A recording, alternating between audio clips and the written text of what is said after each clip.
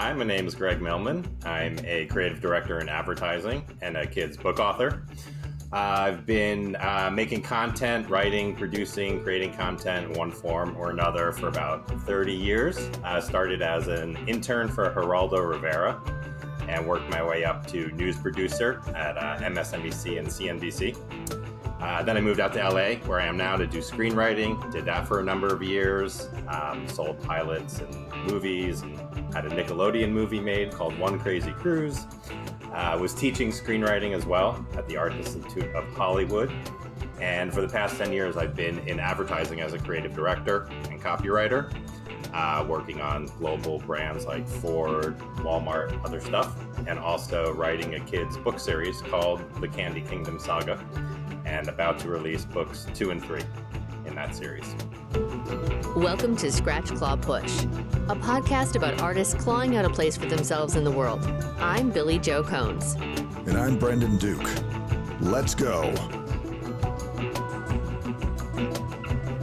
That was perfect. Perfect. Yeah. Sure. Awesome. Well, thanks for having me. Nice to be here. So you wrote to me and wrote me kind of your whole saga, and I was like, wow. Your whole backstory. I'm like, yeah, you've kind of had this the type of path that I'm super always intrigued by, restarted my career many times. Yeah, so you said you started as an intern for Geraldo? Yeah, actually that's not even the start, because I was in academia getting a PhD in film history, and decided to drop out after I did a master's and then 1 year of a PhD. Dropped out, moved back home, and was waiting tables at TGI Fridays. And my parents said, "Oh, you love TV. Why don't you go work in TV?" And so CNBC and MSNBC had just started, and they were in New Jersey. And I lied and said I was still a student at the University of Iowa, where I had just dropped out. So I was an intern, but I was like 10 years older than all the other interns. And it was Geraldo Rivera, who used to be somewhat famous, maybe not now so much anymore. But he had a very popular daytime talk show, which was super trashy. And then he had a semi-respectable nighttime legal talk show on CNBC. And it was right around the time of Princess Diana dying and impeachment with Clinton and Lewinsky. And so I was Geraldo Rivera's intern, and he loved the cookies that I bought, and I impressed him, and I actually got promoted up to entry level producer. So wait, so you bought him cookies? As an intern, as you do, you go food shopping for. What type of cookies did you get? It was the Entenmann's selection, and he really enjoyed. And he would always wave a cookie at me and be like these cookies, Millman, good job. And meanwhile, he was pinching women's butts and doing super offensive stuff. But So. All right. So great episode. Thank you. So all we need to know from you is that buy the right cookies and you're going to go far. Exactly. Right? Yeah. Yep. And so, that was CNBC. And then I started on after Geraldo, I went to Chris Matthews. He had a show called Hardball with Chris Matthews, which went from CNBC to MSNBC. So then I hopped over to MSNBC and did that show, worked in DC for a little bit. We did all the impeachment Clinton coverage, and then just worked on other political talk shows and morning news shows and stuff like that. So it's exciting. It was right when MSNBC had sort of launched in the early days. So was it your time in Washington that made you go run screaming back to Hollywood? Well, I ran screaming back to New Jersey. DC was great. It was cool, but it just wasn't for me. So I worked in Jersey on the DC talk shows from Jersey. And then I just burnt out on, we were covering so many tragedies, the Kosovo War, plane crashes. It just became kind of dreary after a while. They realized okay, that's what really gets ratings, is when there's some sort of tragedy. They were, 99, 2000. They were just like cracking the code on what works on cable news. And and I had burned out, and I actually had quit and was packing to move when 9/11 happened. And so all my friends were still working there during, just obviously the worst thing you could be working during in news. So I was glad I had gotten out when I did. And then I drove cross country right after 9/11 and landed in LA. So how did you make that decision to leave and go to LA? I had started writing screenplays on the side. Like a friend had just decided he was going to write screenplays and decided that I would help him do that. And for no particular reason, we just started doing it, and we had fun doing it. And naively, anyone can be a screenwriter. So we decided after doing that for a couple years on the East Coast that we would move to LA and try to do it. And then, so when I got out here, I basically had one contact, which was from MSNBC. The night of the election, 2000, I walked up to Lawrence O'Donnell, who now has a show of his own called The Last Word with Lawrence O'Donnell. But at the time, this was like 20 years ago, 24 years ago, he was just a pundit and a guest, and he was a writer on The West Wing. And I kind of knew, that he was a West Wing writer. So I walked up to him on election night and said, I'm going to move to LA. Could you get me a job on The West Wing? And he kind of laughed, and he handed me his card. And so it was on my dashboard as I drove cross country. It was the only contact I had when I got out here. So I called him. I waited a little bit. I was like, okay, I can't blow this. And I called him, and he had just written a pilot about a senator. It wasn't like a real West Wing spinoff, but it was, sort of like an unofficial spinoff. And it was called Mr. Sterling, and he had cast Josh Brolin as the lead senator. And he said, I just got greenlit to produce, and I need an assistant, and you start tomorrow. And the next day I walked into a casting session, and I had my phone on, and it rang, because I had never worked in Hollywood and didn't know to turn off my phone during, casting sessions. He didn't fire me, luckily. But and so that show then just led to, I was an assistant or writer assistant on a number of other primetime TV dramas, which were all basically canceled within 2 to 8 episodes. I was kind of like the cooler of writer assistants for TV dramas. That was fun. So do you feel like you ever got out of being the cooler, or what? What changed? Not really. So every year, basically, if you're a writer assistant, you hope to get bumped up to the entry level staff writer position, which doesn't happen if your show gets canceled in the first season, as it did. So every year I would bounce to another show. One was called Head Cases on Fox. It was 2 episodes about lawyers, mismatched lawyers. One was called Standoff with Ron Livingston as a hostage negotiator. Like all these shows that were canceled after, very few episodes. So I was the cooler, and then never got promoted up to writer. And then I just started pitching my own stuff, like, just concepts for movies or TV series. And, if you're an assistant for a number of years, you just meet people and you can get a manager and an agent and all that. Even if you haven't sold anything yet, you can sort of get representation to try to sell something. Can I ask though, okay, so it seems like, because, back the way they used to do things where it was pilot season and, they'd produce the pilot and then it got picked up or it didn't, right? Mm-hmm. It seems very like luck of the draw then, right? I mean, how, were you just, do you feel like you were just unlucky that you got put in shows? Or how did you find those jobs? Was it just... I think it's always a mix. I mean, maybe if I had been more talented, the bad luck wouldn't have mattered so much. It's hard to say. I mean, I think all success is a weird combination of timing and luck and talent and networking and all these things. I mean, I felt it was unlucky for a number of years, and then I did sell a number of screenplays and some TV projects, and one got made into a Nickelodeon movie, which was produced. So, yeah, I mean, I had a number of friends. We were all assistants together, and some made it all the way to the top, and some never sold something. And I was somewhere in the middle. So, yeah, I felt like I was luckier than most, and maybe not as successful as, as I wanted to be overall as a screenwriter. But I did it for a number of years and then just decided it was freelance. I had kids eventually and wanted steadier work. So that's why I moved into advertising. So, is there anything during that time working in news and political shows back in the day that you were able to use when you kind of moved into this new kind of like writer's assistant mode? I mean, I definitely fell in love with sort of production, and I mean, maybe that's where I got working fast really down to a science, because it was, it was breaking news. It was daily news show.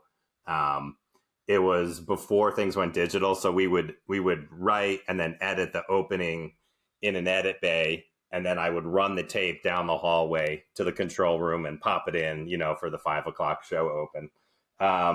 So I think probably just like working fast, writing short, snappy copy.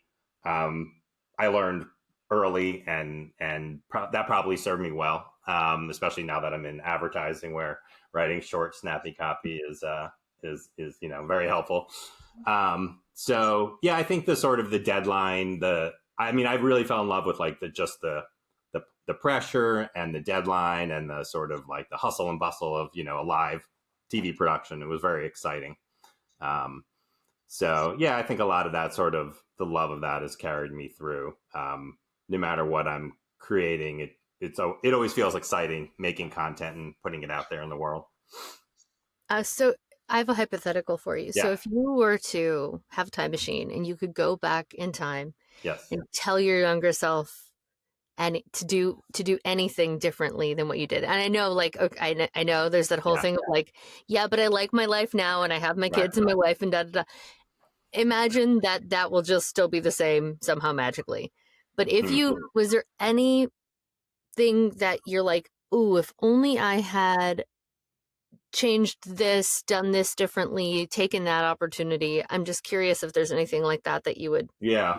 I mean, I would say now, being older and looking back, I can see the importance of sort of just networking and personal relationships, and how important and key that is, and no matter sort of what industry you're in. And I think maybe I was like a little maybe naive or cocky as a writer assistant, because I was older than most writer assistants, who generally probably in their like early 20s, and I was like early 30s. So I was like 10 years older than most of the other writer assistants sort of in the mix. And yeah, so I was probably like a little more cocky and overconfident about things than I should have been. Could I have sort of like networked with the writers on the show better and stuff like that? Maybe, probably. I don't know that would have made a difference, in terms of selling stuff. But yeah, I would say advice to younger people in any industry is just the importance of, networking and, just being on top of it, and sort of, reaching out to everybody you can possibly reach out to, in a positive way, and trying to nurture those relationships. I'm curious, when you got that first thing made, did things change significantly, or was it just kind of like, okay, you made a thing? Not at all. Yeah, not at all. I mean, every time I sold something, I thought, okay, now this'll really open up doors, and it never made anything easier. I mean, the first thing I sold was a TV pilot to ABC Family, which is now Freeform. And I probably really only sold that because a friend who was a more successful writer sort of produced it, like came on board and helped me produce it. And he's a big successful TV writer now. And yeah, so he was gracious enough to sort of supervise the project. And I thought, okay, that we sold that. And then I got into WME. They were one of the big agencies. And so I was repped there, and I thought, now everything will, all these doors will open up. And I think if you're a lower level writer or lower level anything, the agents don't, they take you on, but they just really expect you to do the work yourself. And so, yeah, I mean, with everything I sold, I always thought, okay, now, and then it was always back to, scratching and clawing and trying to, do whatever you can on your own to sell something.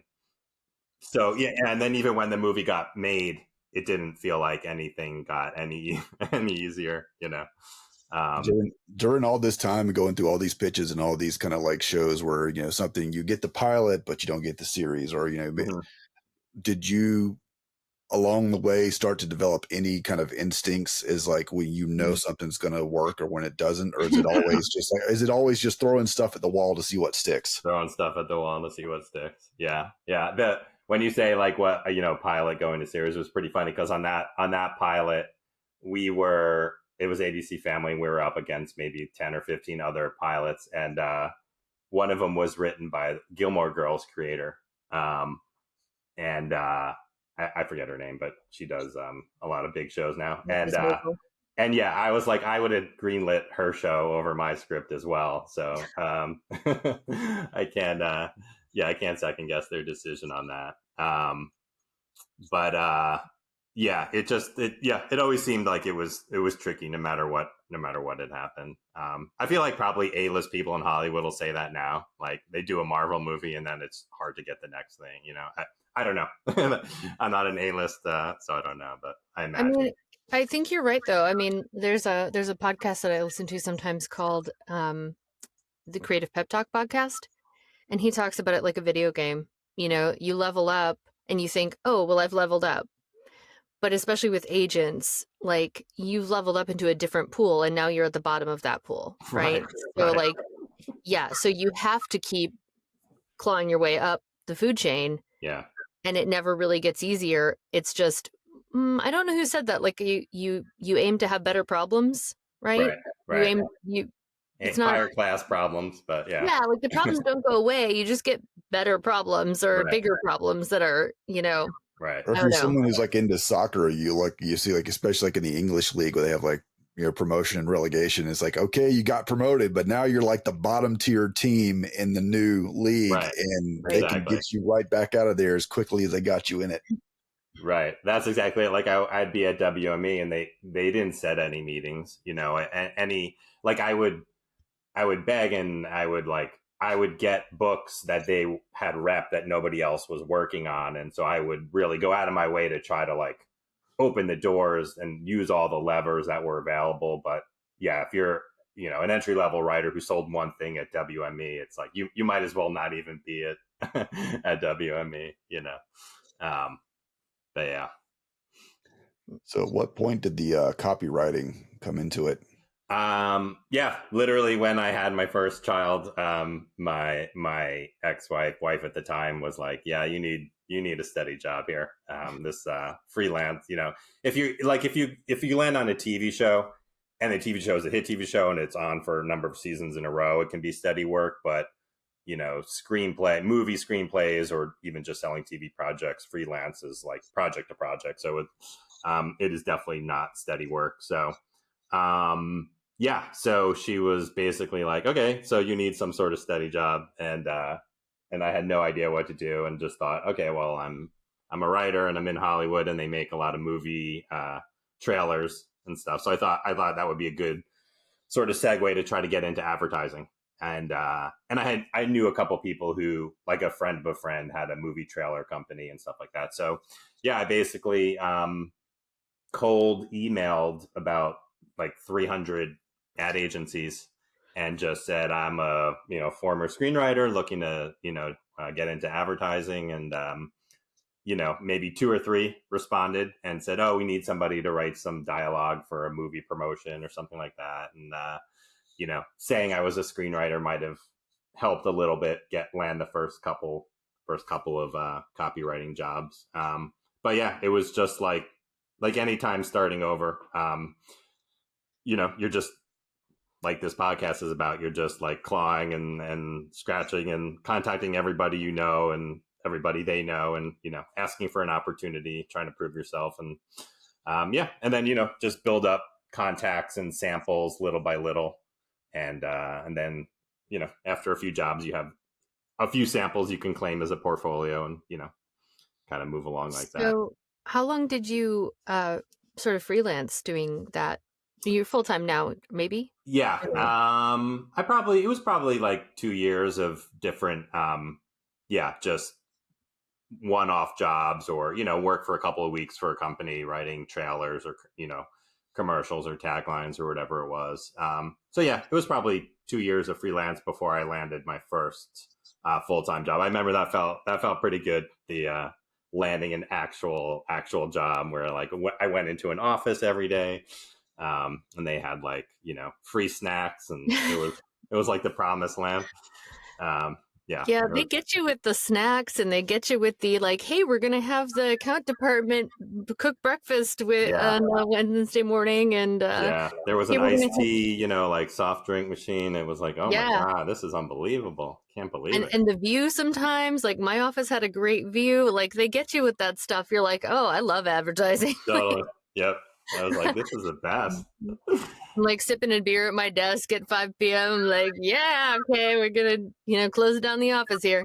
Right. And that's how they get you to work extra hours. Yeah. When you did that, because I know we've talked to some other people about this, like it sounds like that was sort of the like pivot point of your whole thing, of going, I have a family now. Like there's more pressure on me to make a living and make sure that it is stable. That type of pressure, I think, can either break someone, or it can really like push them to commit really hard to what they want to do. And it sounds like it did the latter for you, since you cold called 300 places. It's impressive. I mean, I think, the having kids is, a bit of a game changer in terms of just feeling the pressure and the responsibility of how are you going to provide for these beings long term. I mean, I don't know. I feel like I worked just as hard in the screenwriting thing before kids. And advertising is just a little maybe easier to find steady work in. I don't know that I don't feel like I worked any harder, really. It just was, I just redirected my energies towards a different goal. And, and that it's probably just slightly less competitive, the advertising world versus, screenwriting in Hollywood. Although, now with so many people out of work from the writer's strike and all the mergers, it's advertising in Hollywood is probably just as competitive as Hollywood itself. But I'm sorry, it almost sounded like you said murders there, which I like remember last year with all those murders in Hollywood. Wasn't it? I think it was American Psycho, the novel. It was murders, and instead of mergers and acquisitions, it was like murders, and I don't know, like that. Yes, but the mergers, not the murders. If the murders had happened, I mean, there'd be less competition. Right. Dark. That could have been a better situation. Yeah. Yeah. Oh, murders and assassinations. I think that was it, instead of mergers and acquisitions. But yeah. Very different environment. Probably a little bit more like DC. Exactly. So you said that you felt like you worked just as hard in advertising as you did before. And I know that that isn't always the case with people who are basically freelance. I know for me, when I was in my early to mid 20s, like I thought I was working really hard, but I really wasn't working very hard. And I didn't have anyone pushing me, so I didn't know what that really felt like or what I should be doing. So I'm wondering, like, was it your internship and those things that really taught you what that was like? Yeah, I think I was the same way in my early to mid 20s, just sort of floundering and not knowing what to do. And I mean, I feel like if you don't have a specific goal and something you're really passionate about, it's maybe harder to work hard at it because you don't really know what you should be doing, I guess, in a way. And if you have like a specific dream or goal in mind, it's a lot easier to get focused on it and then really apply yourself to figuring out, okay, what do I need to do to achieve this? So, yeah, that's why I think as long as I've always had a goal, then I can work as hard as possible to sort of achieve it. It's sort of like, yeah, when you don't know what to do, like when I was between screenwriting and advertising and didn't know what to do, then you're like, shit, I can't work hard at something because I don't know what I'm trying to, I don't know what I'm going to do next. Yeah. And you can't even reach out to someone who has been there before because, like, I don't know. I'm always like, a lot of people are hesitant to reach out and ask people for advice or help or whatever, or just guidance in general or a pep talk. But like, if you really know what you want, then you can go, oh, I identify these people that I know who I have a personal connection to. I can reach out to them. I can ask them. Exactly. Like I ended up having some family friends who were like Mad Men advertisers back in the day who I didn't know that's what their job was when I was growing up. But then when I went into advertising, it was like, oh, okay, these people did that. I can use them as a resource and get advice. But yeah, to your point, if you don't know what you want to do, like, you know, give me advice. What should I do? Like people are going to be like, I don't know. Good luck. I can barely figure out my own life. Or they give you very unhelpful things. Like they're like, well, my company's hiring and it's like something you have no interest in, no background in. And you're like, eh. Yeah. Yeah. I think it's pretty tricky if you don't know what you want to do. Yeah. Like, you know, I'm in advertising now and I really enjoy mentoring younger creatives and writers and designers. And, you know, sometimes they'll be doing it for a year or two and they'll just decide like they don't like it. This isn't for them. And they don't know what to do. And, you know, it's tough. It's tough when you're a young person and you're just like, okay, I tried this one thing. I didn't like it. What else should I do? And I don't really have a good answer for that. Like I can help them, you know, in their creative endeavors and try to level up their game in terms of being a writer or being a creative. But yeah, then when it comes to, okay, I don't want to do this. What should I do with my life? That's a whole other, that's a hard thing to give someone advice about. Well, there's a really great book. Author Liz Gilbert wrote Big Magic. And in it, she talks about how sometimes following your passion is too big of a thing for some people. And she's like, follow your curiosity and see where it leads you. And so just like, you know, if you followed your curiosity to advertising, you're like, maybe that. And they're like, no, well then keep pulling on the little threads until you figure out where you want to be. Yeah. Was there anything in what you were doing that was semi-interesting or some other part of the business that, I find that's that's the hardest thing is trying to figure out what you want to do. And if someone else is trying to figure out what they want to do. I mean, I feel people are lucky if they find something that they enjoy doing. Like I enjoy writing and I have a passion for it and I like doing it. And so, I just feel lucky that I kind of landed on something that I can do. I think a lot of people struggle to find, you know, what's something that they're good at and that they enjoy. Well, and something that hasn't been imposed on them by somebody else sometimes too. Like I was curious, was your family when you were growing up, was your family supportive of what you wanted to do, or did they try to sort of steer you in a particular direction? Oh yeah, no, they wanted me to be a lawyer or a doctor for sure. 100%. Like a lot of pressure to go to law school. It was clear I wasn't going to be a doctor. Not good at science, can't stand the sight of blood. But law school they were still angling for. And I don't know. I probably would have been okay at it, and you know, I might have even enjoyed it. It just didn't seem like something I wanted to do per se. Maybe because they were telling me to do it. Were they lawyers? No. They just you know thought it would be a respectable, steady career. I didn't know that I wanted to be a writer and a creative type of person until I sort of fell into it. Like I said, at CNBC when I was interning and realized I liked production and I just sort of went up to one of the news producers and said, you know, would you teach me how to write copy? Because it seemed like that was the way you could get promoted, was to be an entry level, you know, news copywriter. And it was I just sort of fell into it and realized I liked doing it.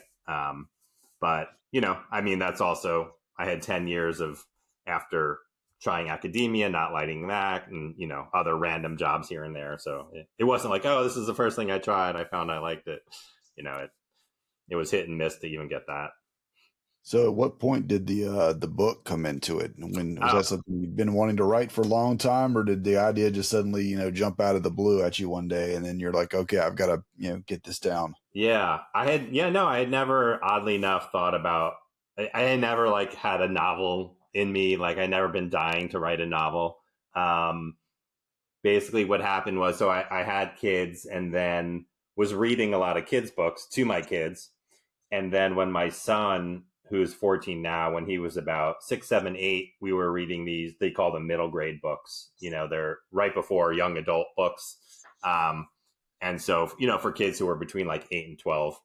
And we just read a lot of these books, like Diary of a Wimpy Kid, those sort of types of books. And we would just find various series we liked. And then we would read like, 10 books in the series and then go to another series. And I probably loved the books more than he did.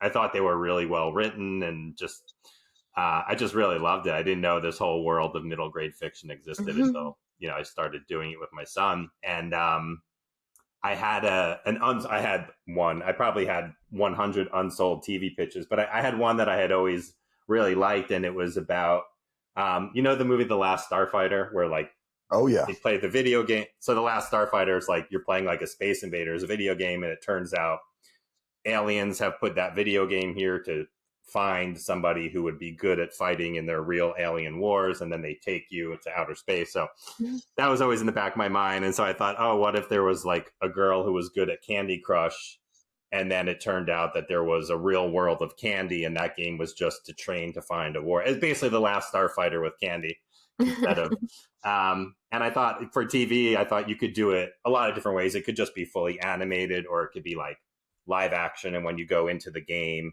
then it's animated, some sort of mix of live action and animation. Anyway, I had pitched it and never sold it. And I don't remember the actual moment of thinking, oh, I can do this, but I just realized I was reading all these middle grade books with my son and loved them, and I had this unsold idea, and I was like, I'm just going to write this as a book, for him.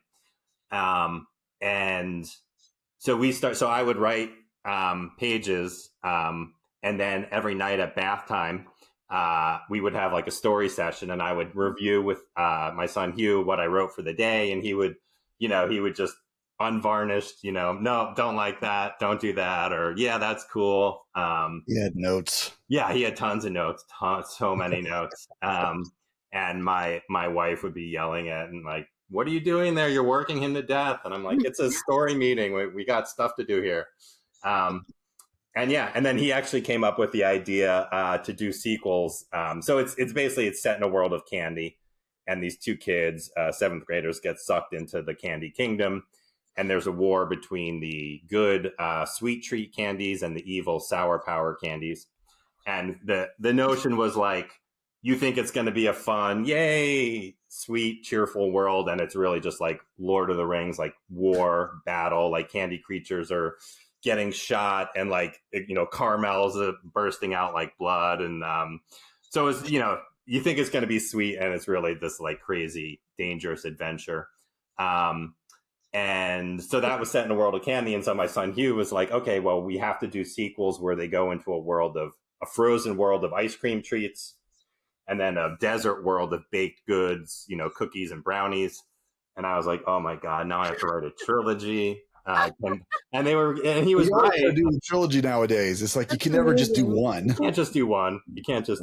And so, of course, so I wrote the first one around 2018, 2019, and self-published it on Amazon. So I had my fill of sort of going through the gatekeepers with Hollywood and trying to, sell things to agents and managers and producers and studios. So I could have like pitched the book as a book, but I just decided I would just write it on my own and not take notes from anybody other than my son. And so I self-published it, and then started to try to write the sequels, and I just got busy with life. And so it took me 5 years to write. So basically I had finished part of book 2, and I realized if you're publishing or self-publishing, it's always a good idea to not publish just one, because if people like it, they want to read the next one and it's not available. So of course, like anybody who finishes the first book, you can't wait and you just put it up. And so I finished the second book and decided to hold it back until I had books 2 and 3 in the whole trilogy. So it ended up taking 5 years to write books 2 and 3. But they're done and close to being published online. Just sort of finalizing the edits on them. But so it was his idea to do the sequels, and then I had to do it. So it became a trilogy. So how old was your son when you first stared the process? So that's pretty funny too. So he was about 7 or 8, so he was really into it. And then he's now 14, so he's sort of aged out. And I have a daughter who's 5 years younger. So coincidentally, now I'm finishing books 2 and 3. So she now reads the books, and will give me notes. Like on the ice cream one, she was like, no one has brain freeze. Like they go into this ice cream world and they're eating all these frozen treats and no one gets brain freeze. I was like, oh, you're right. I didn't have brain freeze in there. So yeah, she took over duties as the note giver. It's all about the little details. Yeah, exactly. Yeah. So she aged out of the intern role, and yes, I mean he did, and she got it exactly. Yeah. Now she's the assistant. Yeah. Mm-hmm. Yeah, and then another friend unfortunately just gave me an idea that the 4th book has to be set in a world of salty snacks. Yes, potato chips and pretzels. Yeah, and I'm like, oh, that's a good idea too. I thought I was done, but apparently, I can give you one more. Yes. Wait, cereal. I love cereal. Sugar cereals are great. Yeah, that's not in any of the other junk food categories. I got a weakness for cereal, so it's like you go cereal into world's pretty great. I love that. Cereal. Okay, yeah, that could be fun. And then someone said fast food as another junk food world of junk food, fast food. So then you got those goody vegetables, coming in there and just ruining everything. There's no vegetables in this world. Can you just imagine though? I don't know if you watched the new movie about the Pop-Tarts thing. You know what I'm talking about? I unfolded. Yeah, I haven't watched it yet, but like I'm just thinking, like imagining into the cereal world and like Captain Crunch versus the Trix Bunny versus somebody else. Yeah. And you could it could just be breakfast food. So you could have Pop-Tarts and cereals and I love that. You could go to a totally Liquid Land too and have like the Kool-Aid Man and like Sunny D and like Liquid World would be interesting. It would be like an underwater, like Avatar underwater, like world or something. Yeah, that would be interesting to try to figure out how you could do a soft drink world or something. That'd be interesting. If you do that, you'll have to come visit and go to the World of Coca-Cola here in Atlanta. Oh, is that like a museum they have, like a whole? It's a small, it's not like huge, but I spent a nice afternoon there with my cousin, and at the end of it you get to try all the different flavors from all the different countries. Oh really? Oh, that's cool. So then I went home and I was very sick because I had too much sugar. What was like the nastiest flavor, like from another country? Remember, Brandon, do you know? I know. Oh God, I haven't been to the Coke Museum since I was a little kid. I just remember they had a thing, I think back in the day, where they would like shoot it like a stream would go from like one section to another. It was pretty fancy. That sounds great. Okay, so we nailed it. Cereal world, breakfast snack world. I love it. Just gave me another book idea. I looked it up because I literally remember seeing a post on Instagram where people talked about the worst flavor at World of Coke and how it's like, you get the out-of-towners to try that one. And as soon as I typed in worst flavor, it filled in World of Coke, so it knows that I'm looking this up. Then you get like the whole rivalry between Coke and Pepsi, like a turf war. Mm-hmm. Mm-hmm. Yes. You need every world needs a good turf war between like two, sweet and sour Root beer. I have a T-shirt that says "Root beer older than Coke" and it's in the Coke font, and so you have to have root beer be like an old grandpa, right? And then like the upstart, like sarsaparilla and all the all the old 7-Up's like just trying to keep the peace. Mm-hmm. I love old timey sodas. Like they're their own whole cream soda. Yeah, good stuff. Exactly. I just heard this thing the other day that apparently there's a theory out there that Dr. Pepper is really just Coke mixed with root beer. Oh, really? Doesn't McClelland have like a cherry-ish slant, or no? Maybe not. No, I saw this guy like it was one of these reels that just popped up on social, and the guy was like, "Yeah, it's like," and he tried it, and he's like, "This is actually pretty close." Really? So he just makes root beer. That's interesting. Yeah, because someone was saying like apparently like they always say there's like with Dr. Pepper there's like 23 ingredients or flavors. It's like 23 flavorings or seasonings or something. Yeah. And the judge was like, okay, so there's like 11 things in Coke and then there's like 12 things in root beer. So what if that was the math that someone that tipped him off? That's awesome. Dr. Pepper was always super weird growing up. It was like, what is it? Like, not that like what is Coke either, but like, yeah. It's like there's Coke and there's Sprite. Then there's this weird thing, Dr. Pepper. I don't know why it was weirder, but it's like people who like Dr. Pepper really, really like Dr. Pepper. Right. Edgy. I know, I'm just imagining like including Cheerwine and do you have Cheerwine? No. What is it? Cheerwine? Cheerwine. No, what's that? I think it's a southern thing. Oh, okay. It's a cherry flavored soda. Cheerwine. That it's a brand or it's like a type of drink? Yeah. I've not heard this. Brand. Oh, okay. Cheerwine. It's I think my roommate said they had it in North Carolina. I never experienced it until a place I worked up in Minnesota had it randomly, but I'd never seen it up north ever in my life. It's fine. It's a little too sweet for me. Like I used to take 7-Up and I'd put straight up Kool-Aid powder into my 7-Up. Okay. Which has much more bite to it. No extra sweetener, just that. You make really good like cherry or strawberry soda made with that. So good. Yeah. Cheerwine. Okay. Cheerwine's a little too sweet, not enough bite. Interesting. Yeah. I don't think I'm from New Jersey and now in LA. I feel like there's not any specific great regional drinks like that. Like, if you were in New Jersey, you'd know about, like Sundrop or Mellow Yellow. Yeah. Like I remember when I was in New York a few years back, there was some local company that was like making their own sodas, and I can't remember what their name is, but the stuff was pretty good. Like it was definitely different than either Coke or Pepsi or those products. I guess it was supposed to be a little healthier because of whatever they were or weren't putting in it. But every once in a while, you see little things kind of pop up here and there. Yeah. I'm definitely thinking about the challenges of how you would do a liquid world with liquid characters. This is now I'm fascinated. Look to SpongeBob. Right. Yeah. It could be like the liquid is the environment, and then there's creatures within the. Yeah. I mean, Sprite. Come on, like they're just giving you that one. Ooh. Fairies. Yeah. Sorry. All of a sudden, I just thought of bubble tea. Oh yeah.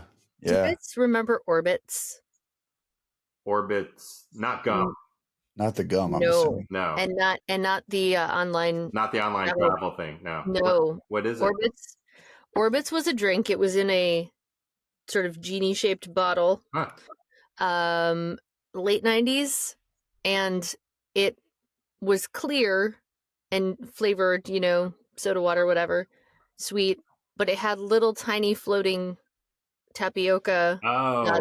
Almost like a boba kind of. Yeah, like a proto boba tea. But they were like floating, not at the bottom. Not at the bottom. Okay. So they were suspended throughout, and I was obsessed with. That does sound familiar now that you're saying it. Yeah. My mom was like, I want to try it. And she takes a sip and she's like, she spat all these little things at me.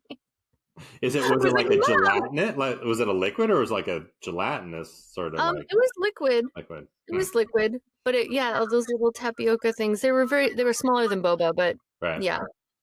It was a quirky precursor to the boba. I don't know. It's like you guys are in Atlanta, both of you. Mm-hmm. Yeah, is boba popular there or a thing there? There's some places. It's definitely like there's lots of places you can find it because there's I think there's the Asian community down here is pretty big, especially like in certain areas. So there's definitely places you can go where it's always available. Yeah, LA, it's blown up. It's like Starbucks now. There's boba on every corner.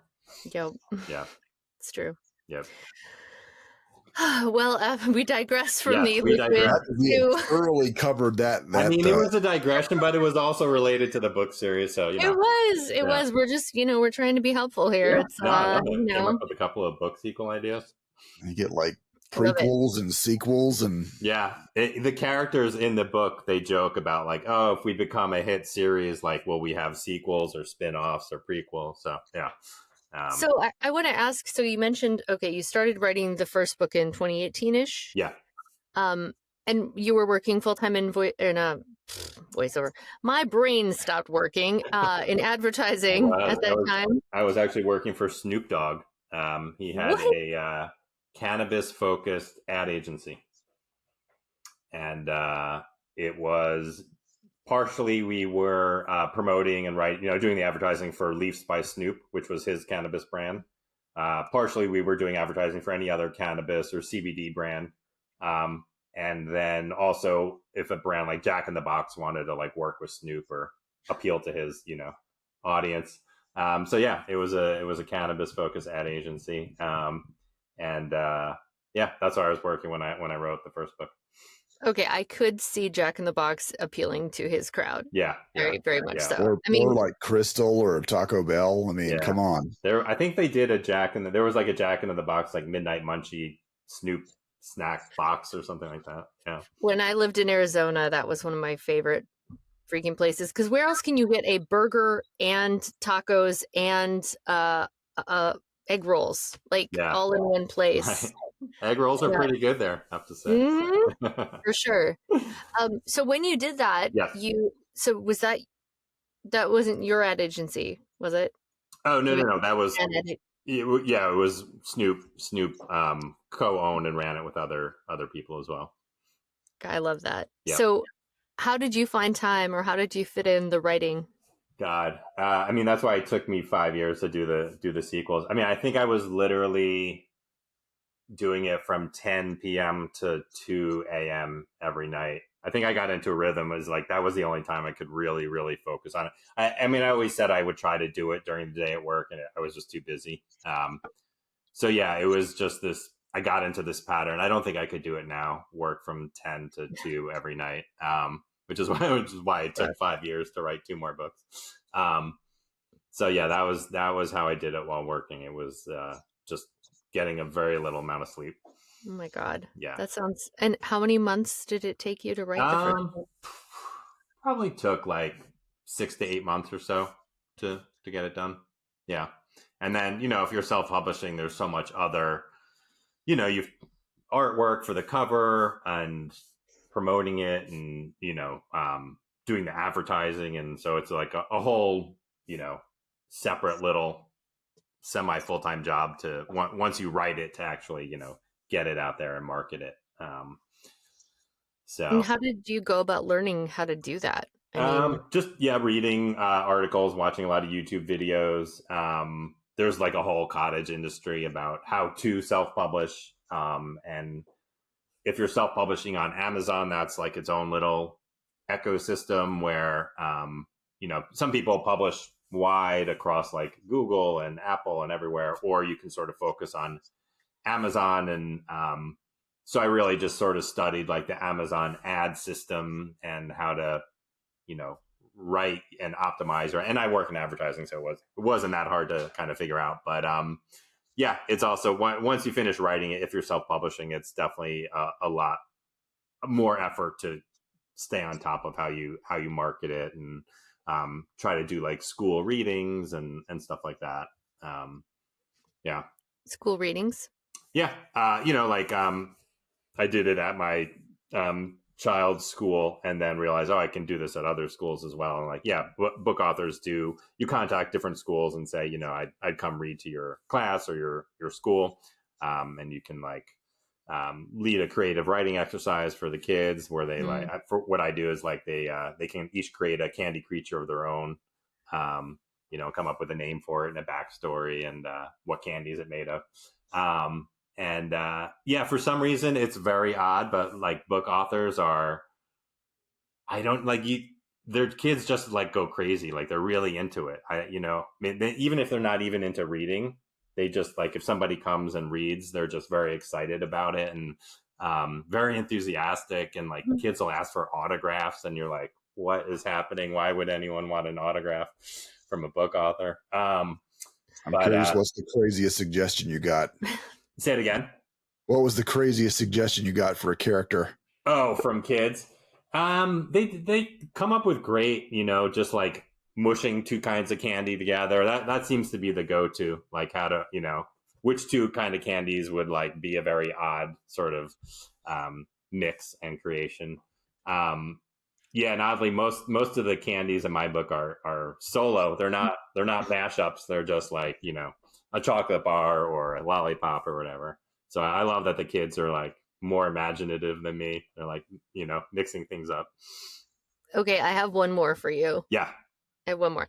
I don't know how much you've traveled. Yeah. But do you know about Norwegian licorice? No. Oh, is that salt licorice? Did they have in Yeah. I was like, oh yeah. Scandinavian licorice. It's salted black licorice. Okay. I freaking love it. Okay. You can get it in Iceland. That could be your candy creature. No, I was thinking you could have like a foreign. If she doesn't want it, I'll take it. I don't want it.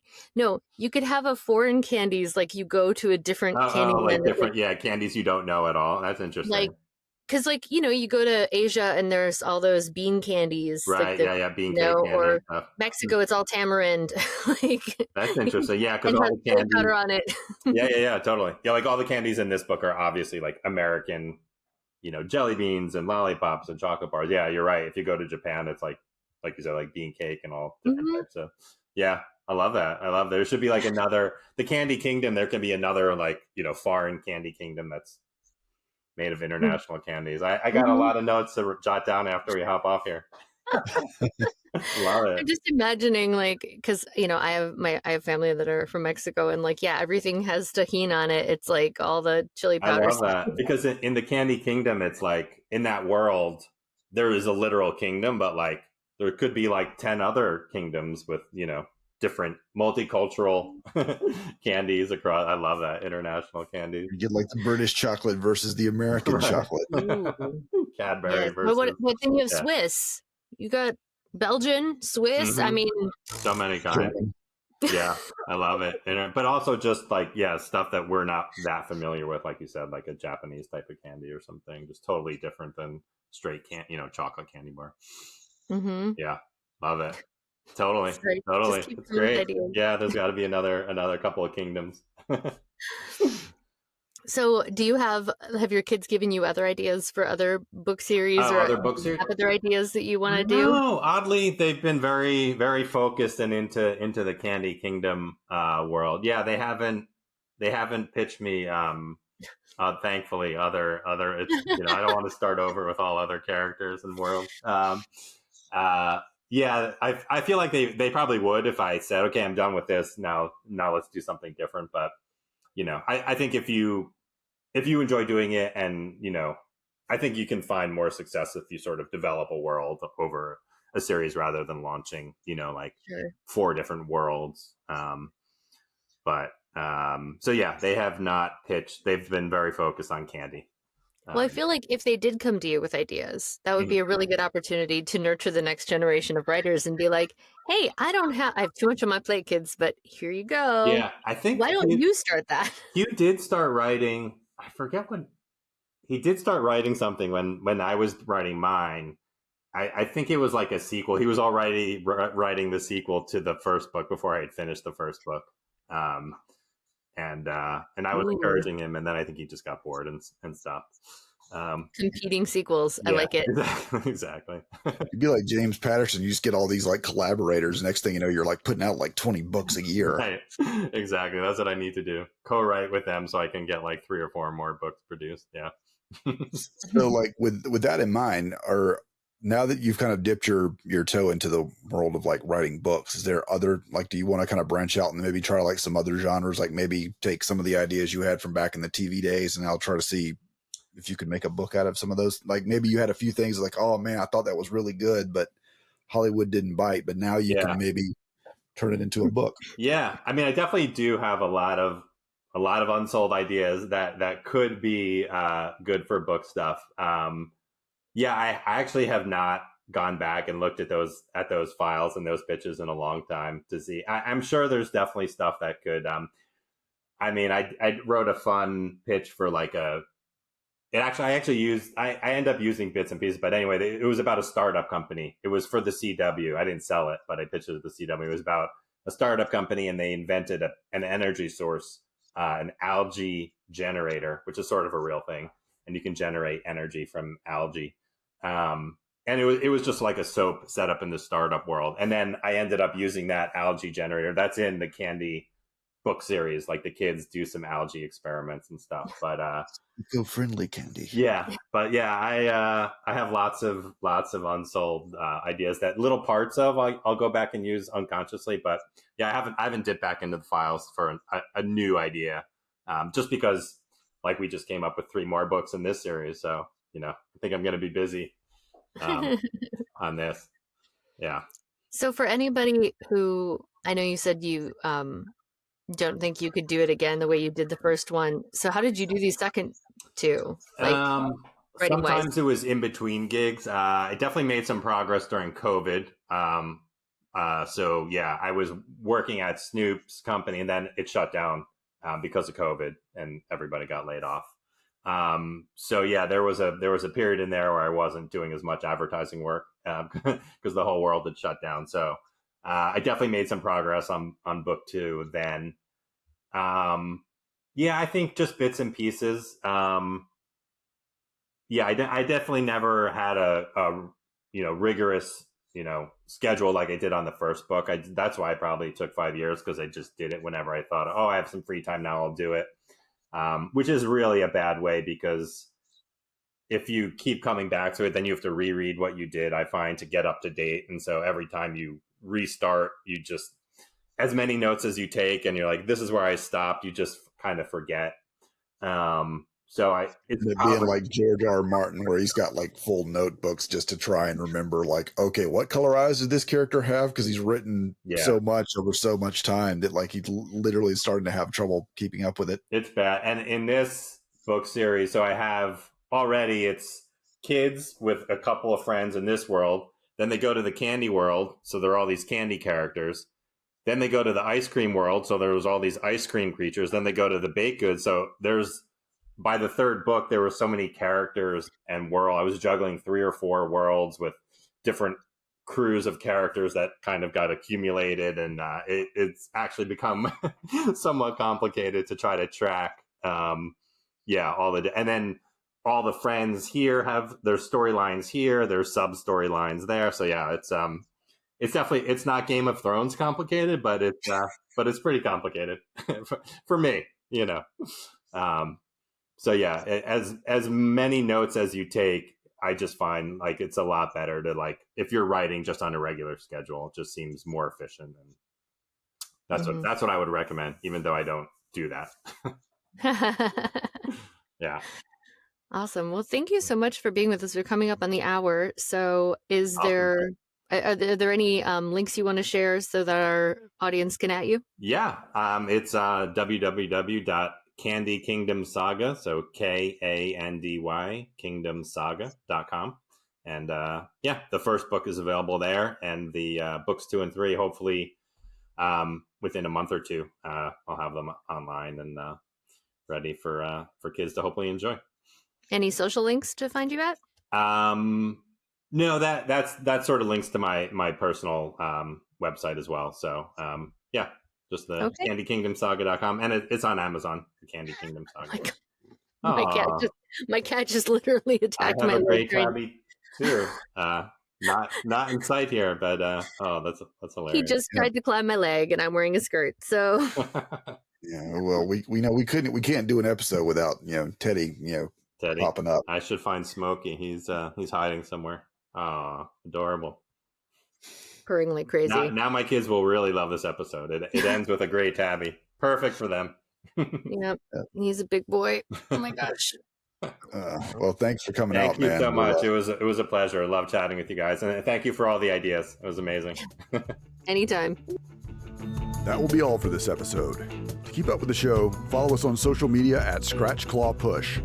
If social media isn't your thing, you can contact us at scratchclawpush@gmail.com. To learn more about the show, visit scratchclawpush.com. This podcast has been a Carcutta Media production. This recording, or any portion thereof, may not be reproduced or used in any manner whatsoever without the express written permission of the publisher, except for the use of brief quotations in a review. Copyright 2024 by Carcutta Media, LLC, all rights reserved.